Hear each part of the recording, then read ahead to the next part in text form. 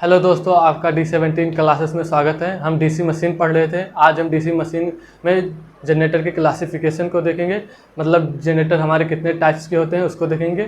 तो चलिए शुरू करते हैं। तो जो आपके जनरेटर के क्लासिफिकेशन है वो दो तरह के हैं, एक self excited generator DC generator, एक सेपरेटली एक्साइटेड।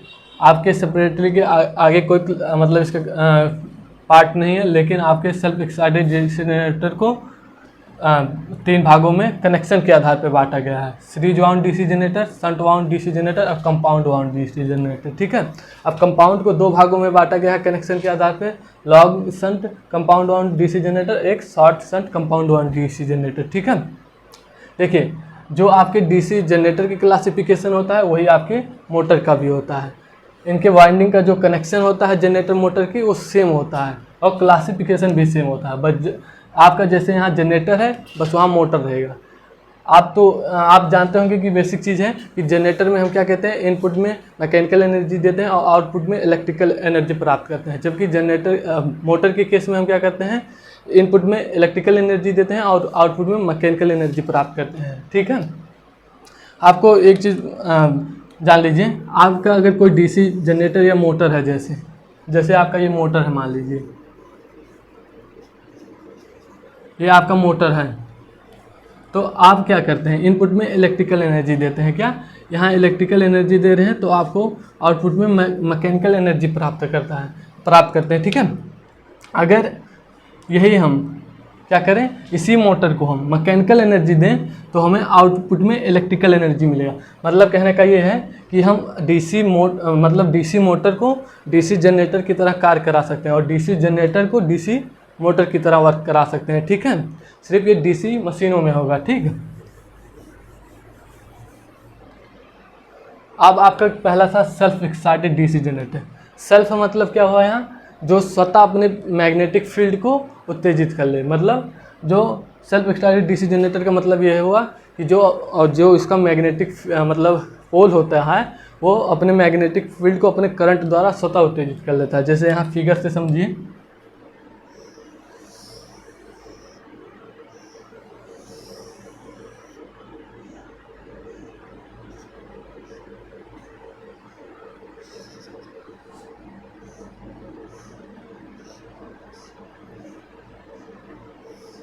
ये आपके पोल है। ठीक है, और इसमें क्या होता है, ये आपका आर्मेचर है जो रोटेट करता है। क्या है, ये आपके पोल हैं, ये आपका आर्मेचर है। ठीक है, आपके जो पोल होते हैं इस पर क्या वाइंडिंग होता है,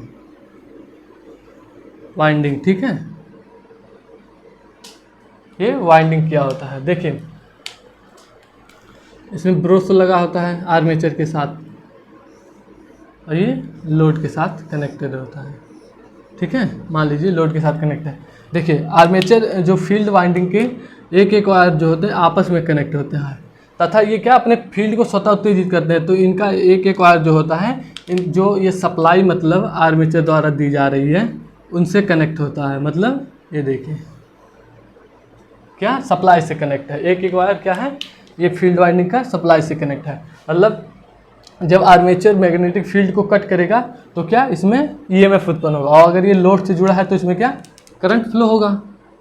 तो जो फील्ड वाइंडिंग होता है उसका कनेक्शन किससे क्या होता है, मतलब जो ये सप्लाई होता है उससे होता है। तो ये अपने मैग्नेटिक फील्ड को स्वतः मतलब अपने generator self excited DC generator में अपने मैग्नेटिक फील्ड को स्वतः उत्तेजित कर रहे हैं। कैसे, अपने ये जो सप्लाई करंट है उसी द्वारा अपने मैग्नेटिक फील्ड को उत्तेजित कर रहे हैं। ठीक है, लेकिन एक बात यहाँ ध्यान दीजिए, हमने क्या कहा कि मैग्नेटिक फील्ड कब बन रहा है। यहाँ पर आपका पोल क्या है, इलेक्ट्रोमैग्नेटिक पोल यूज होता है। इलेक्ट्रोमैग्नेटिक पोल क्या होता है, इलेक्ट्रोमैग्नेट ऐसे पोल होते हैं जिन्हें मतलब एसी या डीसी सप्लाई देके उसमें चुंबकत्व का गुण आता है। ठीक है, जब ये इलेक्ट्रोमैग्नेटिक पोल है तो ये कब इसमें चुंबकत्व का गुण आ रहा है, जब ये सप्लाई से जुड़े हुए हैं। ठीक है, यहाँ एक बात ध्यान दीजिए कि अभी तो जैसे आर्मेचर को अभी ये मैग्नेटिक कब मिला है इससे, जब सप्लाई से हम जोड़ रहे हैं तब इसमें मैग्नेटिक फील्ड उत्पन्न हो रहा है। लेकिन आप ये सोचिए कि अभी आर्मेचर जब रोटेट करेगा तो इसमें पहले मैग्नेटिक फील्ड था ही नहीं। क्या मैग्नेटिक फील्ड था नहीं, मैग्नेटिक फील्ड से कब मिल रहा है, ये सप्लाई से। लेकिन आप ये सोचिए जब इसमें पोल लगे हैं तो इसमें कब ये उत्तेजित होंगे, जब इन्हें करंट मिलेगा। लेकिन करंट कैसे मिलेगा, जब ये इस मैग्नेटिक फील्ड को कट करेंगे तब ये EMF इंड्यूज होगा।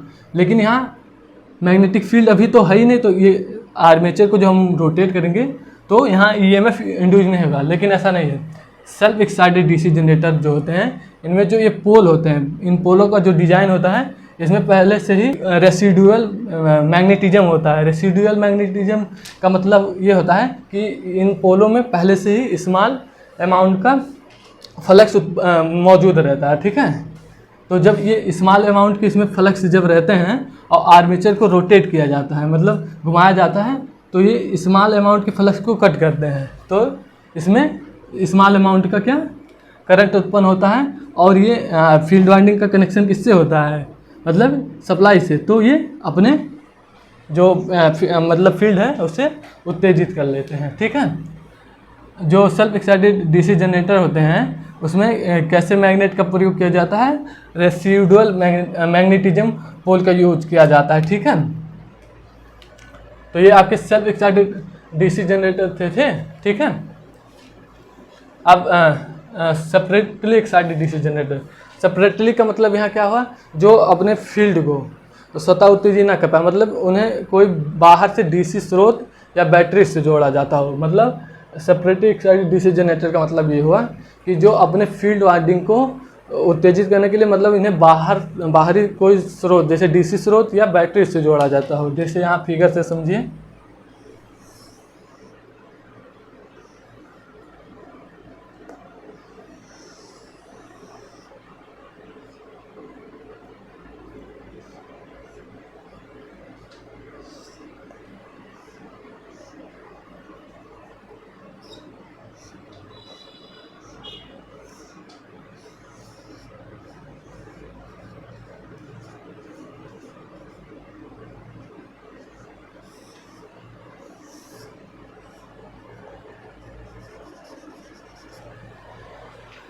देखिए क्या आता है, ये पोल है आपके, तो इस पर क्या वाइंडिंग किया होगा,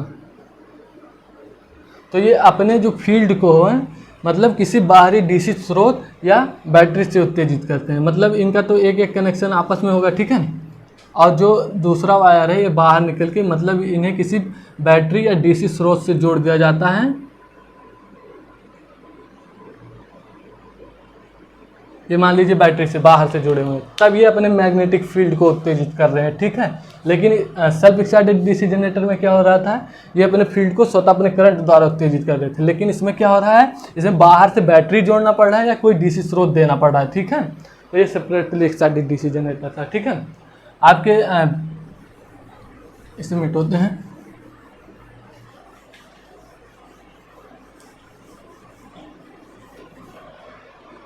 देखिए आपके जो सेल्फ एक्साइटेड डीसी जनरेटर के आगे क्लासिफिकेशन, मतलब इसको 3 भागों में कनेक्शन के आधार पर बांटा गया। लेकिन सेपरेटली एक्साइटेड का आगे कोई क्लासिफिकेशन नहीं है, ठीक है। तो आगे क्या है, series wound DC generator. Series का मतलब क्या हुआ, जो फील्ड वाइंडिंग है और आर्मेचर वाइंडिंग है उनका कनेक्शन कैसे है, सीरीज में है। और शंट वाउंड डीसी जनरेटर का मतलब जो फील्ड वाइंडिंग है और आर्मेचर वाइंडिंग का कनेक्शन कैसे है, समांतर में है, ठीक है। और कंपाउंड वाउंड डीसी जनरेटर का मतलब इसमें सीरीज और शंट का मिश्रण, ठीक है। और फिर इसमें इसे 2 भागों में बांटा गया है, long shunt compound wound DC generator और short shunt compound wound DC generator, ठीक है। आज हम क्या पढ़ेंगे, सीरीज वाउंड डीसी जनरेटर, ठीक है। इसको पढ़ेंगे आज हम, सीरीज वाउंड डीसी जनरेटर को देखेंगे, ठीक है। तो चलिए शुरू करते हैं इसे।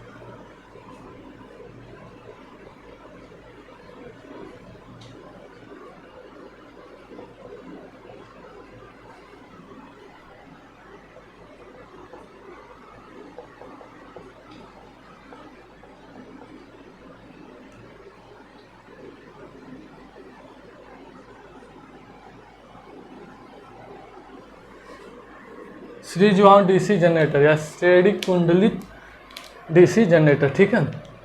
इसमें क्या होता है, सीरीज वाउंड डीसी जनरेटर में जो इसका कनेक्शन होता है, मतलब फील्ड वाइंडिंग और आर्मेचर वाइंडिंग का कनेक्शन कैसा होता है, सीरीज में होता है। तो यहाँ लिखेंगे हम स्टेडी कुंडलित डीसी जनरेटर में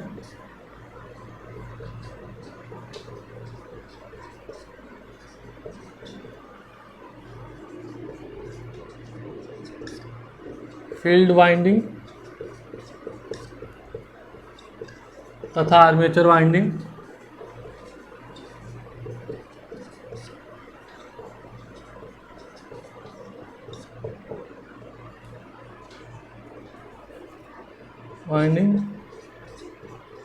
श्रेणी क्रम में जुड़े होते हैं।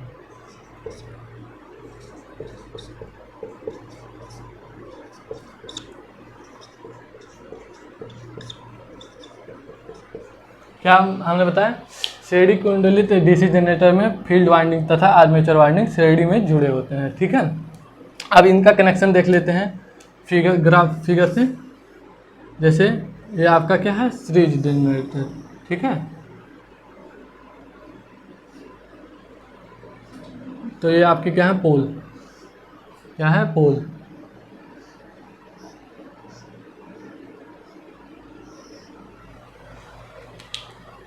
और ये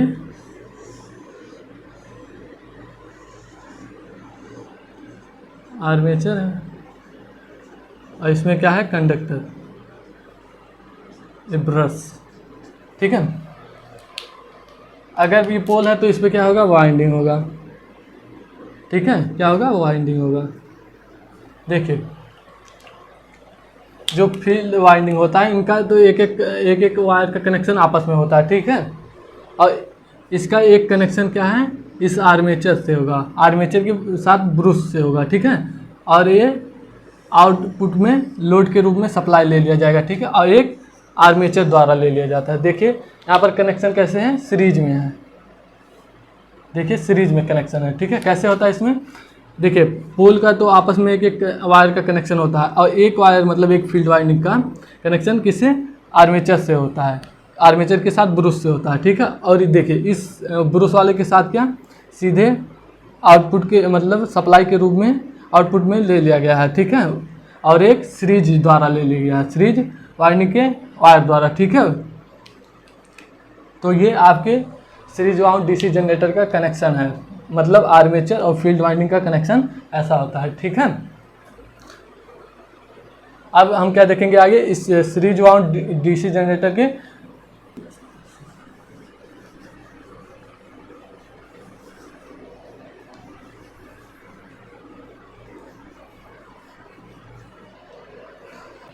अब हम आगे देखेंगे सीरीज वाउंड डीसी जनरेटर के सर्किट डायग्राम को, ठीक है।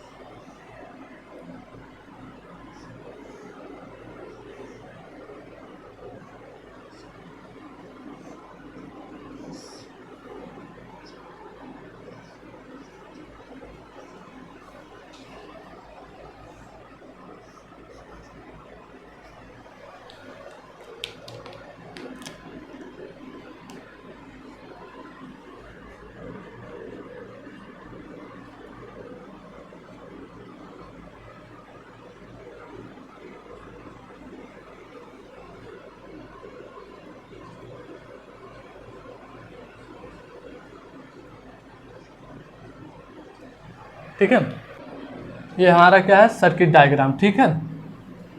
ये क्या है, आर्मेचर है, जहाँ आर्मेचर मैग्नेटिक फील्ड को कट करके क्या ईएमएफ उत्पन्न करता है। ईजी क्या है, उत्पन्न ईएमएफ, जनरेट ईएमएफ, ठीक है।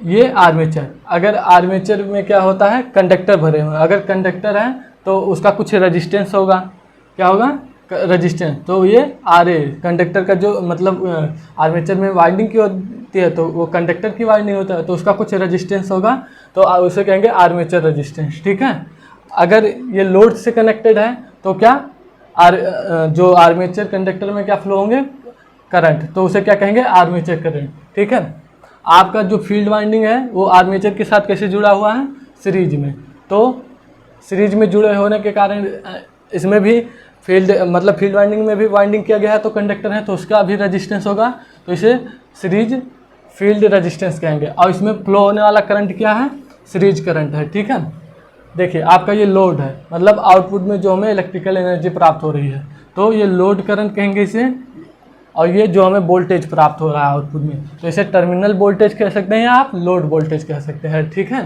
तो ये इसका सर्किट डायग्राम हो गया। ठीक, इसमें एक चीज़ ध्यान दीजिएगा, जो फील्ड वाइंडिंग का रेजिस्टेंस है इसका मान बहुत कम रखा जाता है। क्यों कम रखा जाता है, जो हमारा करंट है लोड को सीरीज फील्ड वाइंडिंग से होकर गुजरता है। देखिए सीरीज फील्ड वाइंडिंग से होकर जाएगा, अगर यहाँ का रेजिस्टेंस ज़्यादा हम कर देंगे तो ड्रॉप ज़्यादा होगा, जिससे आउटपुट वोल्टेज हमें कम प्राप्त होगा। आपको पता है V बराबर IR। ठीक है, अगर हम रेजिस्टेंस का मान यहाँ ज़्यादा मतलब बढ़ा देंगे, ज़्यादा कर देंगे तो यहाँ वोल्टेज का ड्रॉप ज़्यादा होगा, तो आउटपुट में हमें वोल्टेज कम प्राप्त होगा। ठीक है, इसीलिए यहाँ का रेजिस्टेंस बहुत कम रखा जाता है, जिसका मान कितना होता है, लगभग 1 ओम। ठीक है, लगभग 1 ओम। अच्छा, आप एक चीज़ जानते हैं, R = रो L/A। ठीक है, अगर यहाँ का रेजिस्टेंस का मान कम रखा गया है तो कैसे तार का प्रयोग किया जाएगा, मोटे तार का, जिससे क्या एरिया बढ़ जाएगा। अगर एरिया बढ़ रहा है तो क्या रेजिस्टेंस घट जाएगा। ठीक है, क्या होता है, सीरीज फील्ड वाइंडिंग में कैसे तारों का प्रयोग किया जाता है, मोटे तार का। अगर मोटे तार का प्रयोग करेंगे तो उसका एरिया बढ़ जाएगा, और एरिया बढ़ेगा तो रेजिस्टेंस घट जाएगा। और अगर एरिया बढ़ रहा है तो टर्नों की संख्या भी घट जाएगी। देखिए, अगर मान लीजिए इसी पे मोटे तार का वाइंडिंग करना हो तो मान लीजिए आपने 5 टर्न किया। ठीक है, 5 टर्न किया, लेकिन क्या अगर टर्नों की संख्या घट जाएगी तो लंबाई भी घट जाएगी। देखिए, अगर मोटे तार का प्रयोग कर रहे हैं और इसी पे वाइंडिंग करनी हो तो इसमें क्या होगा, टर्नों की संख्या घट जाएगी तो लंबाई भी तार की घट जाएगी, तो रेजिस्टेंस भी घट रहा है। ठीक है, अगर मान लीजिए यही आपका पतला तार होता तो यहाँ पर टर्नों की संख्या क्या होती, बढ़ जाती, तो चालक की लंबाई लंबाई भी बढ़ जाती। ठीक है, लेकिन यहाँ पर कैसे मोटे तार का प्रयोग कर रहे हैं तो एरिया बढ़ रहा है, एरिया बढ़ने के कारण रेजिस्टेंस घट रहा है और टर्नों की संख्या घट रही है। अगर टर्नों की संख्या घट रही है तो लंबाई भी घट रहा है। तो हमारे सीरीज फील्ड वाइंडिंग में कैसे तार का प्रयोग किया जाता है, मोटे तार का। ठीक है,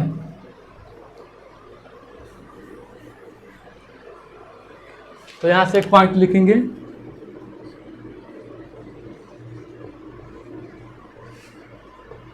सीरीज फील्ड वाइंडिंग में सीरीज फील्ड वाइंडिंग का रेजिस्टेंस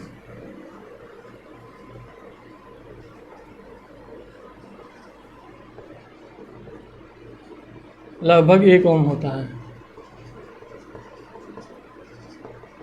ठीक है, सीरीज फील्ड वाइंडिंग का रेजिस्टेंस लगभग 1 ओम होता है। ठीक है, अगला क्या लिखेंगे हम, सीरीज फील्ड वाइंडिंग में कैसे तारों का प्रयोग होता है, मोटे तारों का। सीरीज फील्ड वाइंडिंग के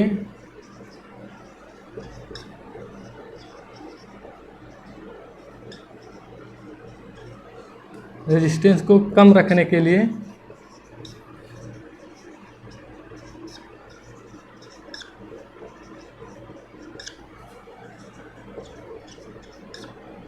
मोटे तार का प्रयोग किया जाता है।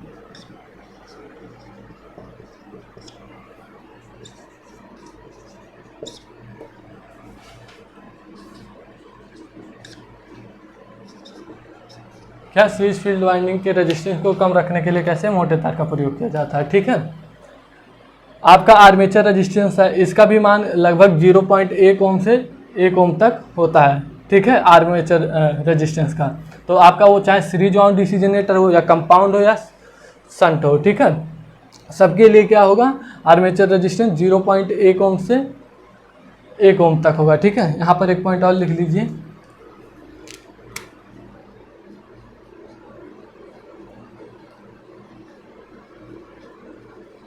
आर्मेचर वाइंडिंग का रेजिस्टेंस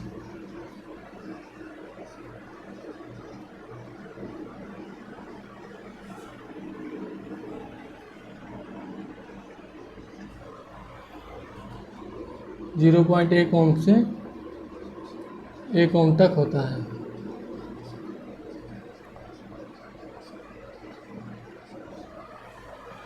ठीक है,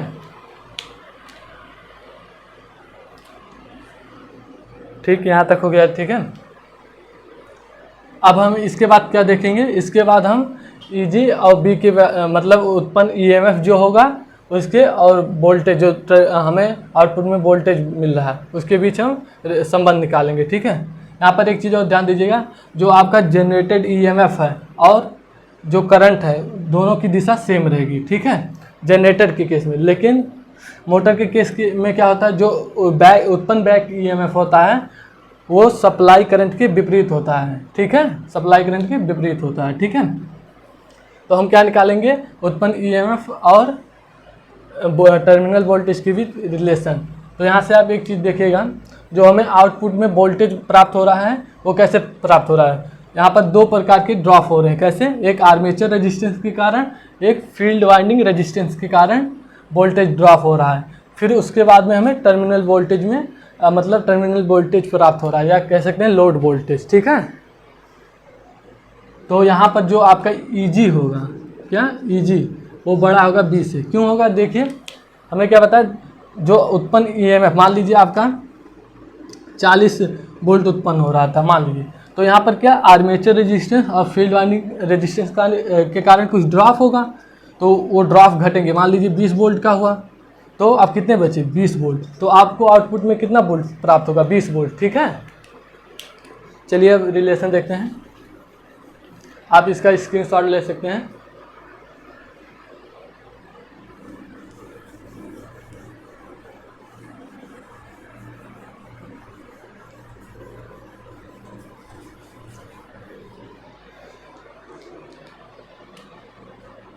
लिखेंगे दिए गए परपथ से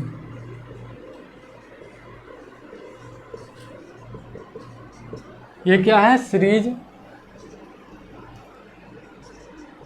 श्रेणी कुंडलित डीसी जनरेटर का परिपथ आरेख।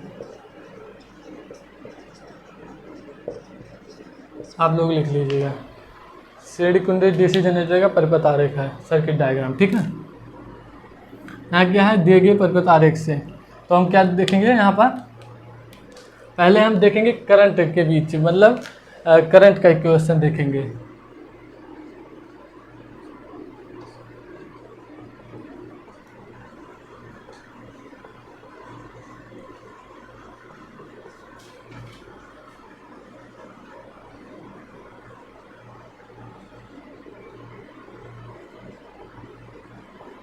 क्या, पहले करंट का इक्वेशन देखेंगे। तो आप यहाँ देखिए, जो आर्मेचर करंट है और फील्ड करंट है और लोड करंट, ये तीनों कैसे हैं, सीरीज में है। और आपको पता है सीरीज में करंट सेम होता है। अगर मान लीजिए आपके अगर यही 3 रेजिस्टेंस हैं, ये तो बेसिक चीज़ है जो आप जानते हैं, R1, R2, R3, तो आपका क्या इसमें सभी रेजिस्टेंस में करंट सेम होगा। तो ऐसे यहाँ पर देखिए, आई मतलब आर्मेचर करंट, फील्ड करंट और लोड करंट तीनों कैसे हैं, सीरीज में हैं, तो ये तीनों आपस में बराबर होंगे। ठीक है, तो IA ISE मतलब फील्ड करंट और लोड करंट क्या है, आपस में बराबर है। ठीक है, अब अगला देखेंगे क्या, अब हम वोल्टेज की भी वो इक्वेशन निकालेंगे। ठीक है,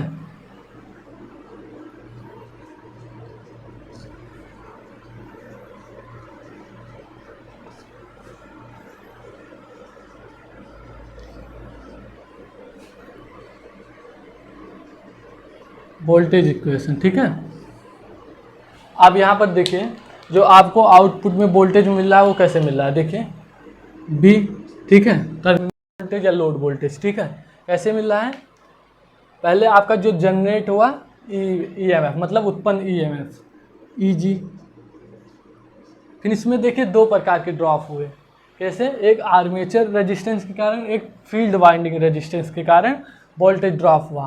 तो लिखेंगे आई ए इंटू आर ए माइनस फिर हमारे फील्ड वाइंडिंग के कारण I S E into are S ई, ठीक है। तो आप ये लिख सकते हैं। और यहाँ से देखिए कि हमारा तीनों करंट बराबर है, देखिए क्योंकि आई ए आई एस ई और आई एल बराबर है, तो यहाँ क्या लिख सकते हैं, बी बराबर ई जी माइनस, यहाँ आप चाहे आई ए ले लीजिए दोनों जगह या चाहे आई एल ले लीजिए, तो इसे क्या लिख सकते हैं, I A R A plus R S E. देखिए अगर ये तीनों आपस में बराबर हैं तो आई एस ई मतलब फील्ड करंट को आई ए भी लिख सकते हैं, ठीक है, या फिर आप यहाँ चाहे आई एल लिख लीजिए चाहे आई एस लिख लीजिए, ये आपस में बराबर हैं, तो आपका मेन समीकरण यही होगा, ठीक है। देखिए तो ये तो हो गए वोल्टेज समीकरण, ठीक है। अब हम देखेंगे पावर, मतलब जनरेटेड पावर, मतलब जब हमारा उत्पन्न ईएमएफ हुआ तो यहाँ कितना पावर जनरेट हुआ, फिर आउटपुट में जो हमें वोल्टेज प्राप्त हो रहा है उसके द्वारा कितना पावर उत्पन्न हो रहा है, ठीक है। तो आप इसका स्क्रीनशॉट ले सकते हैं।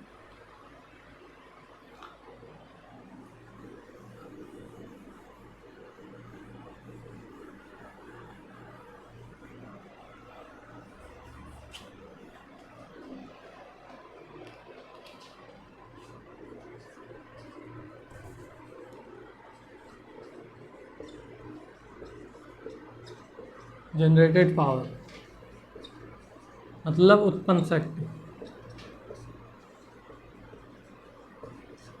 क्या होगा, पी जी, पी मतलब जनरेटर द्वारा उत्पन्न शक्ति, मतलब जब यहाँ आर्मेचर द्वारा मतलब उत्पन्न हमारा शक्ति क्या है, तो वोल्टेज क्या है ई जी इंटू करंट क्या होगा, आर्मेचर में उत्पन्न करंट आई ए।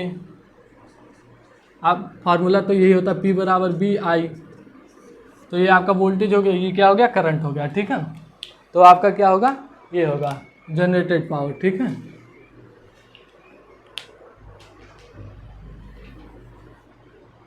अब हम क्या देखेंगे, मतलब आउटपुट में प्राप्त जो हमारा पावर है वो क्या होगा, डिलीवर्ड पावर,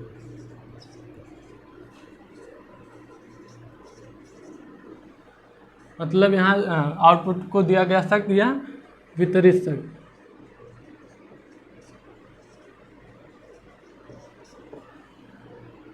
यहाँ लिखेंगे पी आउटपुट, कहाँ से हमें क्या यहाँ प्राप्त हो रहा है, आउटपुट में जो हमें इलेक्ट्रिकल एनर्जी प्राप्त हो रही है, ठीक है।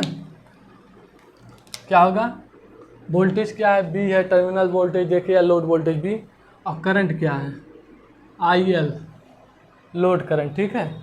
तो आपका ये समीकरण होगा, ठीक है।